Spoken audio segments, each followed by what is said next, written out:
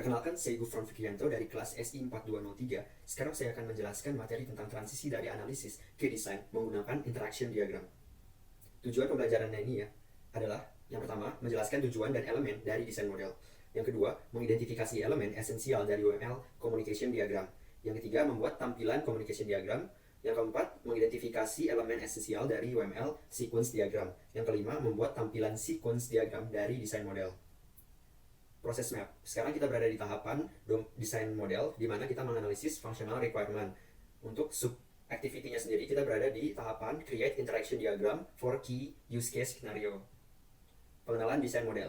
Desain model dibuat dari requirement model, yaitu use case dan domain model. Desain model digabungkan dengan arsitektur model untuk membentuk atau membuat solution model. Interaction diagram. UML interaction diagram adalah nama kolektif dari beberapa diagram di bawah ini, yaitu adalah pertama sequence diagram, communication diagram atau collaboration diagram, yang ketiga interaction overview diagram atau sebagian activity diagram dan sequence diagram. Interaction diagram lanjutan. Setiap UML interaction diagram digunakan untuk memperlihatkan sequence atau rangkaian interaksi yang terjadi antara objek ketika satu atau dua use case scenario. Yang kedua, fragmen dari suatu use case scenario. Yang kedua, UML interaction diagram juga dapat digunakan untuk memperlihatkan urutan interaksi yang terjadi antara sistem dan subsistem. Membandingkan analisis dan desain. Analisis intinya adalah memodelkan apa yang diketahui tentang proses bisnis.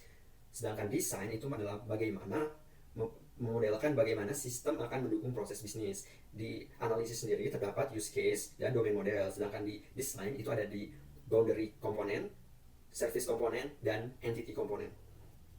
Robustness analysis. Robustness analysis adalah proses yang membantu dalam mengidentifikasi komponen desain mana yang akan dibutuhkan dalam desain model. Di sini disebutin ada model requirement, ada beberapa model use case, domain model, dan use case scenario form. Dan dia bakal disatukan menjadi model desain. Nah, proses mensatukan itu disebut robustness analysis. Robustness analysis lanjutan. Input dari robustness analysis yaitu adalah use case scenario, activity diagram jika tersedia, domain model, dan domain model. Output dari robustness analysis itu sendiri yaitu adalah desain model yang biasanya diadopsi dari UML, interaction diagram, serta komponen desain seperti komponen boundary, service, dan entity. Komponen boundary class atau boundary komponen digunakan untuk memodelkan interaksi antara sistem dan aktornya. Nah, ada beberapa pernyataan tentang komponen boundary, yaitu adalah merupakan abstraction dari tampilan UI, sensor, communication interface, dan lainnya. Komponen UI yang high level. Setiap boundary komponen harus diasosiasikan setidaknya dengan satu aktor. Sebagai contoh, agen booking di sini dia diasosiasikan dengan boundary reservasi UI. Nah, dengan adanya boundary reservasi UI, si agen booking bisa melakukan room request. Komponen service. Jika tadi disebutkan bahwa udah ada boundary komponen, sekarang harus ada service-nya. Nah, service ini digunakan untuk mengendalikan objek-objek yang lain dan mengenkapsulasikan kendali untuk use case tertentu. Nah, di sini disebutkan sebagai contoh adalah reservasi service. Nah, dia bisa melakukan buat reservasi. Artinya dia reservasi UI itu menggunakan service dari reservasi service untuk melakukan pembuatan reservasi. Komponen entity. Sebuah entity komponen digunakan untuk memodelkan informasi yang memiliki masa hidup yang lama dan biasanya disimpan atau tetap. Entity biasanya sesuai dengan domain objek. Artinya kalau misalkan ada domain mahasiswa atau akademik, berarti ada mahasiswa, dosen, ada pegawai, ada fakultas, dan lain-lain. Kemudian kebanyakan entitas bersifat permanen atau persisten atau biasanya disimpan. Entitas dapat memiliki perilaku yang kompleks, artinya satu entity dapat melakukan hal A, B, C yang berpengaruh terhadap X, Y, Z. Di sini contohnya adalah booking agent, di mana booking agent dia sudah menggunakan reservasi UI dan reservasi service. Nah, reservasi service itu bisa membuat reservasi dari dalam bentuk entitas. Komponen service dan entity. Sebuah komponen biasanya memiliki hubungan dengan service komponen. Jadi sebuah entity biasanya berhubungan dengan service. Service object sering digunakan untuk mengendalikan objek entitas yang berkaitan. Service object dapat menjalankan objek service lainnya. Nah, di sini contohnya adalah reservasi service. Dia bisa menjalankan room service, dan room service dia bisa menjalankan atau mengendalikan entity room. Komponen boundary dan entity. Boundary komponen dapat mengambil atribut dari komponen entity. Proses robustness analysis. Yang pertama adalah memilih use case. Yang kedua, membuat communication diagram atau sequence diagram yang memenuhi aktivitas-aktivitas yang ada di use case. Kemudian dilanjutkan dengan identifikasi komponen desain yang mendukung aktivitas use case, yaitu kemudian menggambarkan asosiasi antara kedua komponen dan memberikan label kepada asosiasi. Yang ketiga, mengubah communication diagram ke dalam sequence diagram atau sebaliknya. Hal ini digunakan untuk melihat alternatif point of view dari suatu proses. Identifikasi elemen dari communication diagram. Nah, communication diagram itu terdiri dari beberapa elemen, diantaranya non-object. Non-object itu digunakan sebagai entitas, service, ataupun boundary, service, dan entity. Kemudian ada angka urutan, artinya dia dijalankan di urutan keberapa. Nama pesannya, dia bisa berupa metode atau berupa objek. Yang kemudian ada parameter. Nah, parameter itu isian, dari sini AD, DD, dan RTR. Terus ada arah panah. Identifikasi elemen pada communication diagram. Nah, ini adalah variasi dari diagram yang sebelumnya. Perbedaannya hanya ada pada non-objeknya saja. Di sini langsung menggunakan simbol boundaries. Identifikasi elemen pada communication diagram lanjutannya. Suatu pesan dapat menunjukkan nama dari suatu pesannya. Yang kedua, arah panahnya, dia bisa penuh ataupun terbuka. Kalau penuh, dia sinkronis, artinya dia dilakukan secara langsung. Sedangkan terbuka, asinkronis, dia harus menunggu.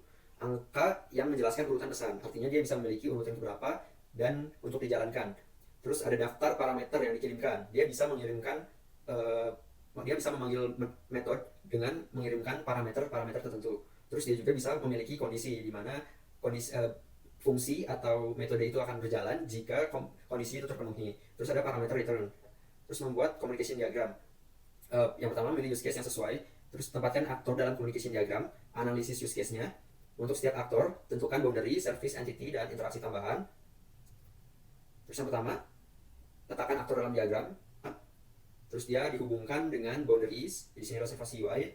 Terus dia di reservasi UI itu dihubungkan dengan service. Terus dia service tadi dihubungkan dengan entity. Entity-nya itu reservasi. Kemudian step 2D, dia mengidentifikasi interaksi tambahan. Di sini ada contohnya set room, set quote price, find room, dan find room. Step 2D, identifikasi metode tambahan. Nah, di sini ada satu metode yang ditambahkan, yaitu adalah antara reservasi UI dengan entity reservation. Dia get reservation detail. Dia metode yang dijalankan di reservation UI langsung ke reservasi, entitas reservasi. Contoh communication diagram. Ini ada primary, secondary, yaitu primary sukses, dan secondary itu unsuccess. Nah, ini contohnya. Yang kedua, yang kemudian adalah sequence diagram. Nah, sequence diagram itu menyediakan perspektif berbeda dari interaksi antar objek. Dapat digunakan menggantikan communication diagram, dapat dikonversi ke dari atau communication diagram, lebih berguna untuk developer, meng-highlight waktu interaksi. Artinya perbedaannya dengan communication diagram adalah di waktunya. Dia bisa mengetahui berapa lama waktu yang dibutuhkan suatu proses untuk berjalan. Identifikasi elemen dari sequence diagram. Nah, di sini ada beberapa hampir mirip sama communication diagram sebelumnya, yaitu dia ada non-object, ada pesan, ada return. Yang membedakan ada waktu, activation bar, life dan lifeline. Lifeline itu adalah umur dari suatu objek, yang kemudian activation bar itu merupakan waktu yang dibutuhkan untuk melakukan suatu proses. Fragment. Nah, fragment itu digunakan untuk menampilkan sequence loop, alur alternatif, menggabungkan beberapa skenario dalam satu diagram, atau mereferensikan fragment sequence atau subproses. Dan yang terakhir adalah memecah diagram sehingga lebih kecil. Contoh fragment diagram, dia ada loop alternatif, dan referensi sequence. Nah, contoh sequence diagram.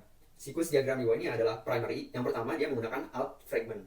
Yang kedua, secondary, unsuccessful. Dia menggunakan use case yang unsuccessful saja gitu. Yang ketiga, dia menggunakan fragment sequence. Artinya dia mereferensikan. Contoh sequence diagram 1, dia punya alternatif fragment, dia punya sequence fragment, dan di alternatif fragment dia dibagi dua, no payment guarantee dan payment guarantee. Kalau misalkan dia no payment guarantee, dia bakal mendestroy atau bakal mengcancel suatu ordernya tadi. Contoh sequence diagram 2. Nah, ini cuma untuk case di mana unsuccessful. Nah, di sini contohnya ada reject, cancel reservasi, dan destroy. Yang diagram 3. Nah, diagram 3 ini dia menggunakan loop. Nah, loop ini digunakan untuk ketika while more rooms. Ketika ada beberapa rooms, dia bakal melakukan get room type dan lain-lain. Nah, kesimpulannya, interaksi diagram digunakan untuk mengidentifikasikan komponen desain yang memenuhi use case. Yang kedua adalah interaksi antara objek dapat divisualisasikan dengan UML, baik itu dengan communication atau collaboration diagram, atau dengan sequence diagram. Perbedaannya adalah communication atau collaboration diagram itu tidak terdapat waktu suatu prosesnya, sedangkan sequence diagram terdapat waktu suatu prosesnya.